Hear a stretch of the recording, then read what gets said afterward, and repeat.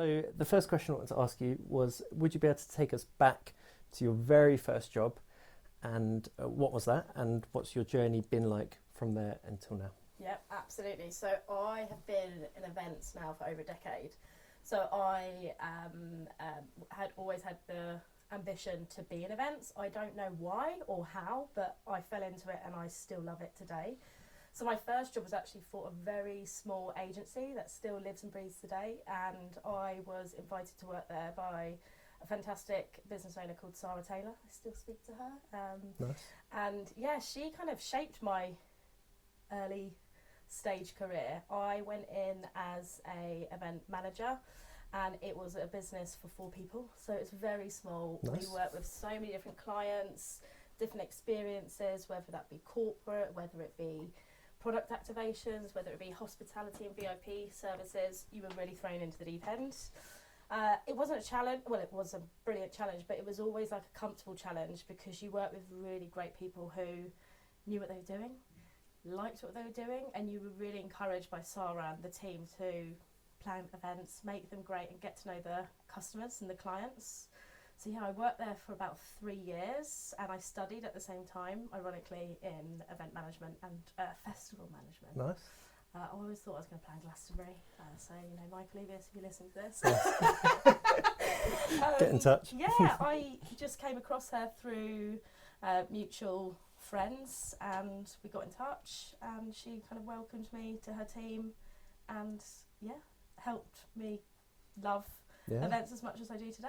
Amazing. What a brilliant experience to have that level of exposure from such early on, being as part of that small team. Do you think that really helped, having that kind of, you know, small team where you could work together and learn lots together? And I guess, are there any learnings from that you can pull through into larger teams to give that same feeling and the same level of exposure for when people are starting? So I think for me, what I have taken from my career way back was that kind of culture of inclusion, that it doesn't matter if you're a team of 1, 2, 3, up to 30, 40, 100, 1,000, your common goals are always the same. So actually, if you work together, if you form strong foundations and bonds, then you can really just like take that through with you. And that's something that I try and encourage myself to still do every day, but also my team members, because you can only do things as a collective group, and you can make things happen incredibly, you know, powerfully, doing things together. So that's what I learned back in the day. Nice. And I still take that with me now, and hopefully, you know, it kind of influences that matrix organisation to, you know, really just be circular in the way that we lead, the way that we, you know, meet our growth ambitions, our event goals and our personal goals. Yeah, definitely. So yeah, it's something that's stayed with me. Nice. And you mentioned that you're in that role for 3 years or so. Where is it that you went to next? What was your next step? So I moved from the event agency called Theme Production to a corporate research organisation. It's called Gartner. And I worked for Gartner for about 7 years. It was a fantastic experience. I still, you know, you often hear about the statement, the grass is, you know, greener, or the grass isn't greener. For me, that grass was really, really green. I met so many different people. I met so many vendors that I work with today. I learned so much, and I went from planner to senior planner to manager, working on different types of events, whether that be for thousands and thousands at what they call symposiums, or for quite like micro community events where they offered clients a premium service. So that was more about connecting the communities, trying to digitalise their experience, whether that be through a special interest group where people came together and discuss, you know, what we kind of talk about digital solutions now on webinars. Well, they've been going on for years and years and years, and they're still powerful today. To peer forums where members would come, and I think there was a tagline, it was like by the member, for the member. So the content was actually created by members. Nice. So our team was there to just kind of facilitate these conversations, put the logistics together, create some, you know, surprise and delight experiences along the way, because, you know, lots of people who have high pressure jobs like to enjoy events, like to, you know, take away not just educational takeaways but connections, and that's something I love, because you could see the connections come together, whether it be there or in person, or, you know, outside of that environment. So yeah, I had a great time at Gartner. Pandemic hit though. Yeah, yeah. nice. So It's always the inevitable bit, you know. We've been doing a few of these, and people talk through, and it's like you can always feel it coming. Like, you know, it's coming, So yeah, how did? Well, obviously we don't want to spend too long because, and I think we spoke briefly last week around, you know, the appetite and desire to keep going and move forwards and stuff. But you know, it's definitely something that we can't, you know, brush past. So yeah, how did that go? Yeah, well, I think the pandemic for everyone listening, everyone, you know, across any single industry, I think it hit hard. For me, it was like a pivotal stage of my career. And actually, if I kind of take a pause, it probably was the best thing that's happened to me. You get to learn a lot. You get exposed also to, you know, laws, policies, you know, quite boring things day to day. But actually, it was something that I found quite interesting. It just made me keep people close. It made me want to like focus on my network. I was also pregnant at the time, so I knew that I'd be, you know, taking a moment to enjoy maternity for the second time. So yes, it hit hard, but I've been able to continue to thrive in my career. I've been able to continue to keep relationships with people that I used to work with as well. And I think, you know, you never say never, do you? Yeah. It was a choice that I wouldn't have made at that time, but it happened, and I think it impacted so many people across the events industry that still you've got working groups, you've got like associations still talking about it. Even where I'm at now, you know, a lot of our like growth goals and revenue goals are still to kind of recover from that pandemic. So I think we've got a long way to go as an industry at, you know, finding our feet, and I think that's going to be different feet. I think it will make a lot of organisers or companies or agencies think about actually what is important to our audience. The pandemic has impacted us personally and them as well, so maybe now is the time to kind of recover and change, which I think is exciting. So exciting, yeah. One of the things that I was going to ask you actually was around resilience and you know, working through that period. But I guess hearing you speak about it there, it sounds. I was going to ask what your tips were for, you know, navigating those bits, but it sounds like the common theme there for you has been people and having, you know, the people inside of work and outside of work, building those networks and structures. And yeah, would you agree that is what's allowed you to kind of get through those tricky periods? Yeah, I think a lot of people came together. I think there was lots of like educational tools put together. I think a lot of people who were like-minded, like myself, I would get together with groups who had been impacted, and it was a comfort to know that other people were experiencing that. I think if it was going through like an experience of such in isolation, it would feel different. But I think there's a statement, and apologies for anyone listening, it's around like Buddhism, how if you get hit by an arrow once, like you're completely shocked, it hurts, you're in agony, but if you get hit by an arrow the second time, you can choose how you kind of move through that. So I just try and kind of go, right, there's been a bad situation at work, a bad situation in life. You go, okay, what can I learn from this? How do I, take it forward and help others? Yeah. Nice. Yeah. Brilliant. So I guess moving out and away from the pandemic, what was next for you? What was next on the horizon? You said that there was a big change, but career-wise, was there a different step? So moving away from the pandemic, but thinking about the themes that came from the pandemic, a lot of large-scale organisations that focus on exhibitions perhaps were having to pivot quite quickly compared to maybe organisations that had digitalised quite successfully. So I saw that there was an opportunity to kind of go the other side of the organiser, and I joined an agency who was called Conference, and they were all around focusing on technology to empower like B2B connections or B2C connections. So I worked on that and kind of leaned into the product management side. Nice. And I think that operations and product management go together quite nicely. You might not think they do on paper, but they do, because it gives you the chance to kind of look at a product, see it through the eyes of the customer, which is always important, and try and kind of change that and target it to the right audience. So I went that side, and then an opportunity came up at a very large exhibition organisation called Informa, and I'm sure people listening to this podcast are aware of I think who so, Informa yeah, probably. are, and that was amazing. Again, it was all through people, the power of kind of positivity and connections. I then moved into digital operations. So I'd always specialised in, what you would call physical event operations. Mm-hmm. But this was around enabling, enriching conversations or, content solutions through technology. So I thought, let's give it a go. Did I know a lot about technology at the time? Absolutely not. But I think for you to be really ambitious, it's to always be learning. It's to say, I don't know that, but I can learn that. Or, I don't learn that, so let me talk to these people and try and gain exposure through that way. So then I joined Informa. I started to build out a team to kind of drive towards the digital acceleration, digital acceleration goals. And that was through online solutions. It was also through digitalising our in-person exhibitions.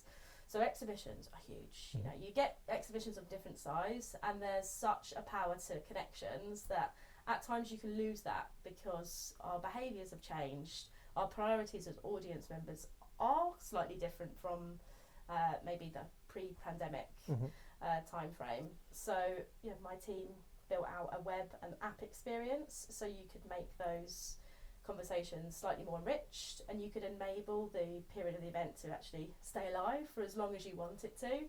It means it never has to end, and you know that you're kind of still creating those experiences just through the power of technology. Nice. So, That's amazing. I think what's really interesting throughout that is you spoke around some of that early relationship with ops and products and how it might not always overlap, which I think is really interesting, and kind of through that section is how you're constantly keeping the customer first, and or the attendee or whatever it might be. And I think that where you've got to with that web, the web activations and the app and stuff, is really interesting, because as you say, I think we just always need to make sure that we're thinking about what do people want, what do they want to get from it, and about it, ongoing as well. I think that's really interesting that content can be accessed at any time. So I think how you do that is really by simplifying things.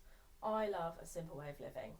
You can predict what's going to happen, but also if things happen that aren't predictable, you can kind of just challenge them straight away and move with it.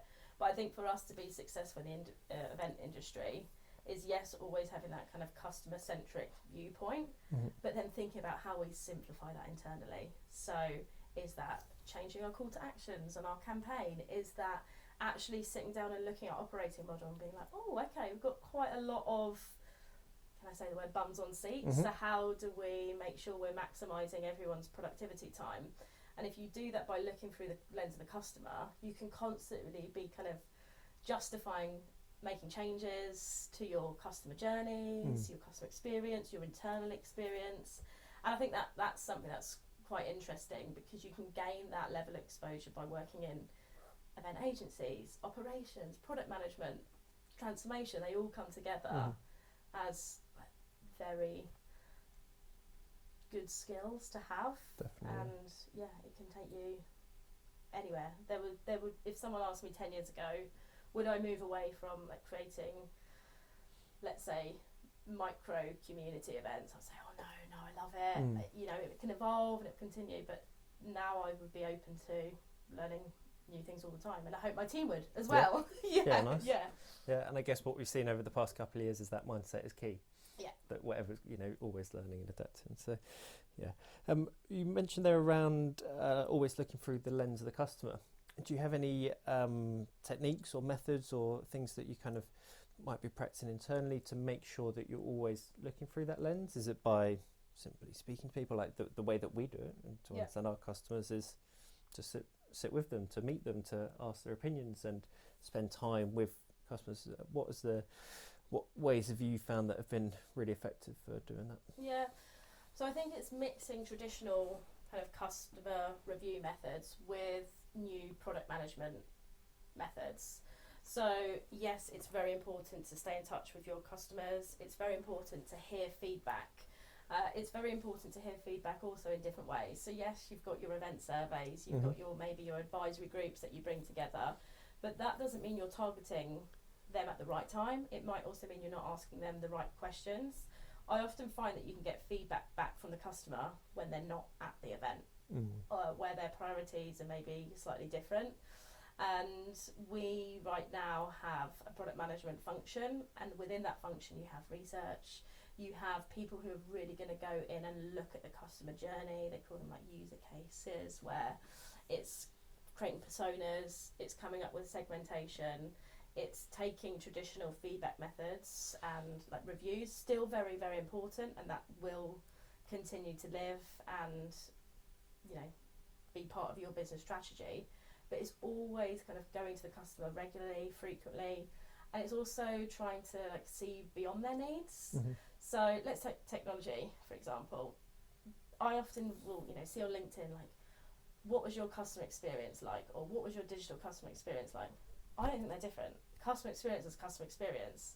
Whether you get it through like talking, like you and I now, or you and I emailing, you can forge the same kind of connections.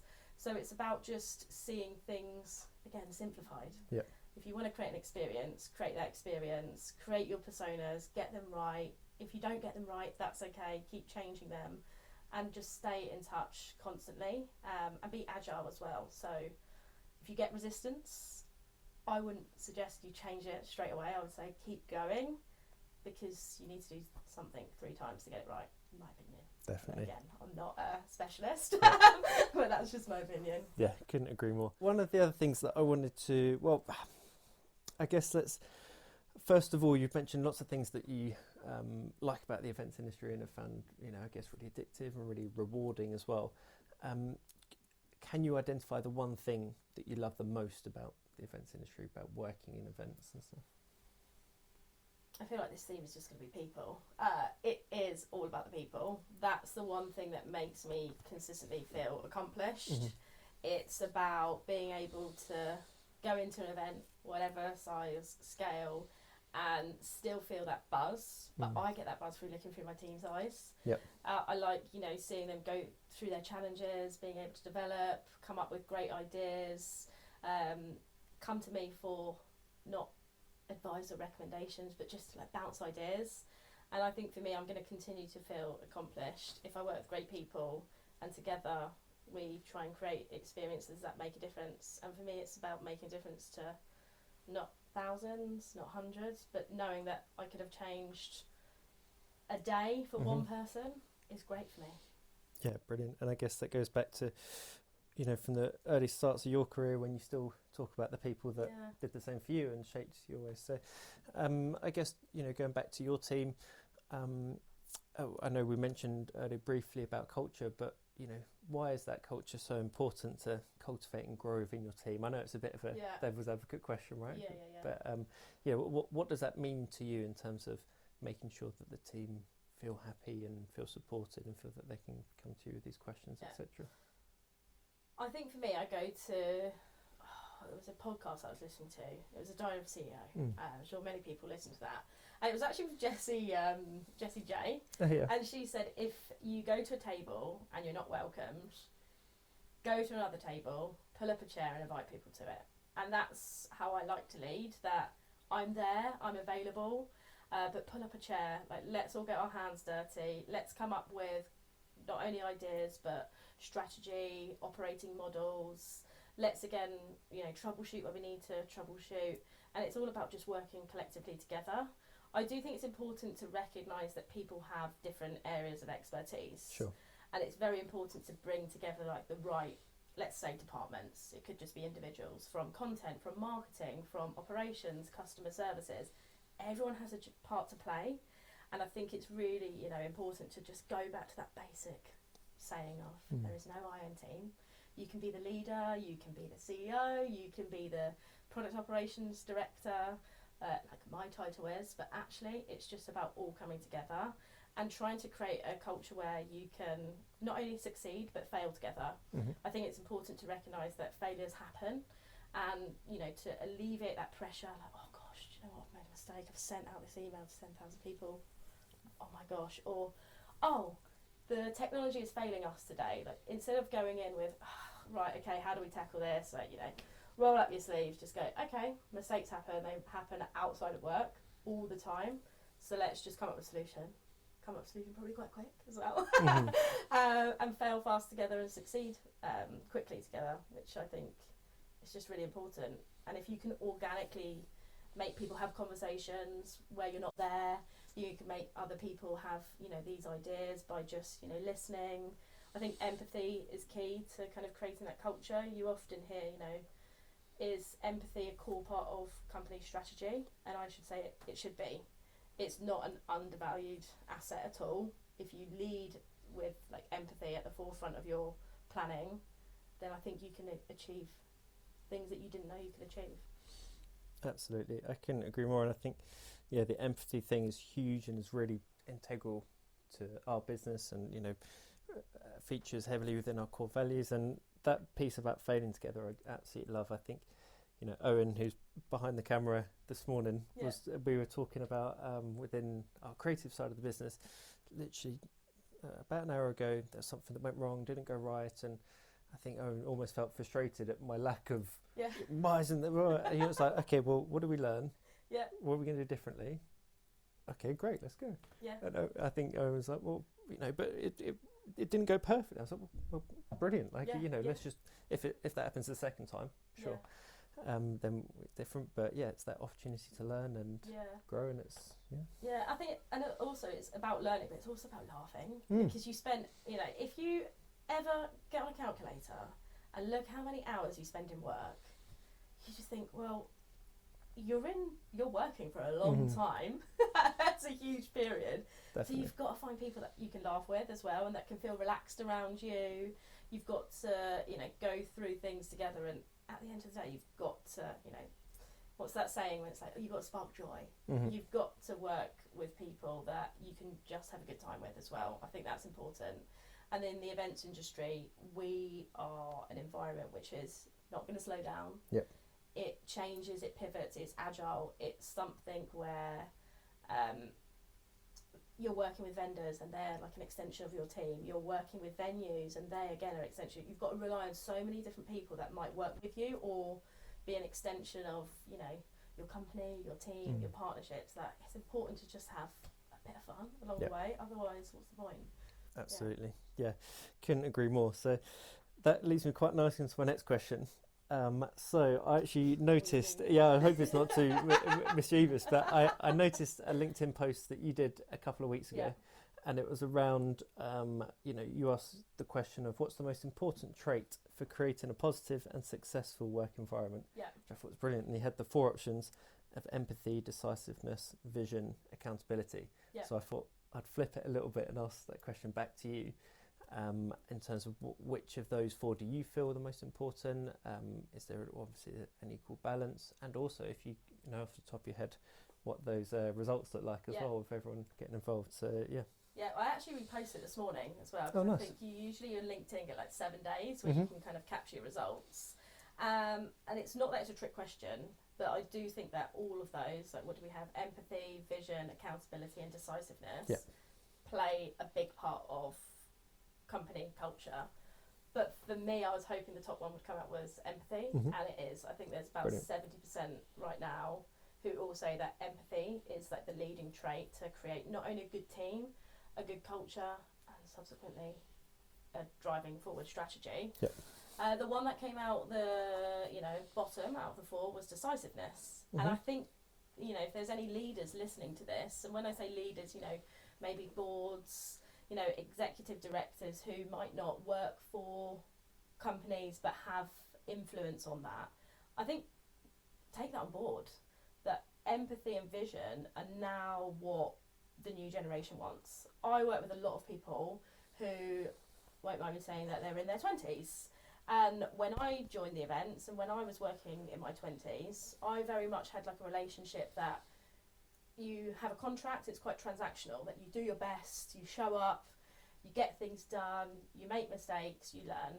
Whereas now what I really respect, you know, a lot of people that I work with, it's like, I need to know what the vision is, if that aligns with me.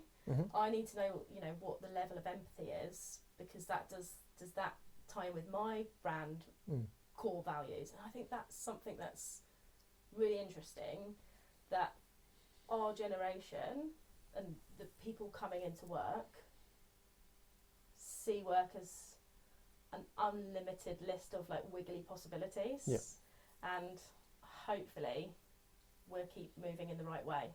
Exactly. I think, you know, even hearing you say that, I feel even more excited about it and the direction that we're going and that new energy that's coming in. I think it's brilliant. I'm also really glad that empathy was the top answer and not decisiveness or something. We would have had to cut it out or reframe it. But I think that's brilliant. And you mentioned there about you know, some of the younger people that you've you know, been working with on the team and stuff.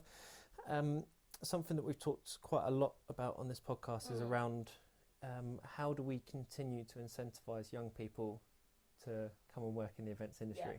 It's one that I feel isn't given enough of the limelight. You know, how many people 16, 17, 18 want to go and work in the events industry. Often you see that there's entries that people go in via marketing or via sales is a big one as well. But what I want to share is how exciting and how amazing this industry is. A lot of the things that people think you might get, you know, from someone that's worked in TV and film, seems very glamorous. There is the same and more in the world of events. There's everything. There's travel, there's, you know, all of the glossy things, whatever good looks like, it is here. So I guess that's quite a long-winded question, but to distill it a little bit, do you think we could be doing more to get younger people in the industry, and what do you think we could do? Absolutely. I think we could be doing, I think we should really be doubling down on how we get people in the events industry, because the events industry globally brings in billions for the economy. Like, it's ridiculous. I think what we have to do is be quite decisive in the actions that we're taking. I think we need to tell people the salaries and what the pay is up front. That's really important for people making their life decisions, rather than maybe dangling carrots with like benefits that actually might not be important to that individual and their way of thinking. I think we have to offer a kind of more inclusive way of hiring through apprenticeships, internships. I know a lot of organisations do great with like grad schemes, which I think is amazing. But what about the people who don't study? Like, university costs the most ridiculous amount of money, especially here in the UK. But what about those 16-year-olds who have so much talent, so much enthusiasm, who could give fresh ideas, perspective? They also should have the same chance in coming to the events. I do not think you need to have a BA honours to be able to be the next best event CEO ever. So, transparency, a different way of hiring. And I think about being open to wiggly careers. When I say wiggly, I just generally mean it as a wiggly line.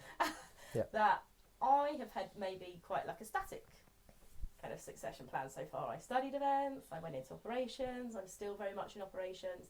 Yes, it's in different fields, and yes, it's through like different company missions and different, I would say, like strategic focuses. But there's a lot of people now that want to, you mentioned sales and marketing. So you could come in as event sales, then you could thrive in event operations, then you could thrive in event customer services, then you could thrive at being an event director, who maybe hasn't got that commercial experience or exposure, but they've got the right mentality, the right working beliefs to be the most brilliant event director, leading sales, marketing, all the cross-functional departments, but haven't done any sales in their life, but they could be the best one. So I think it's just about shifting the mindset of hiring. Absolutely. As you say, there's so much opportunity, and I think that, to your point, that's why it is an industry that's so suited to young people, because if you don't know what you want to do, events is a great place, because you can do anything within it. As you say, you can move around, and that's also, you know, often you're really encouraged and supported. So and to your point around apprenticeships, it's something that for our business has just been the best thing ever. You know, a lot of the people within the team, you know, came on directly from school, or, you know, wanted to do a couple of weeks work experience, and you know, it's just, and now they've been in the business for 5-10 years, and it is, it's just, I could not be more of an advocate for that. And I think that goes for all industries as well.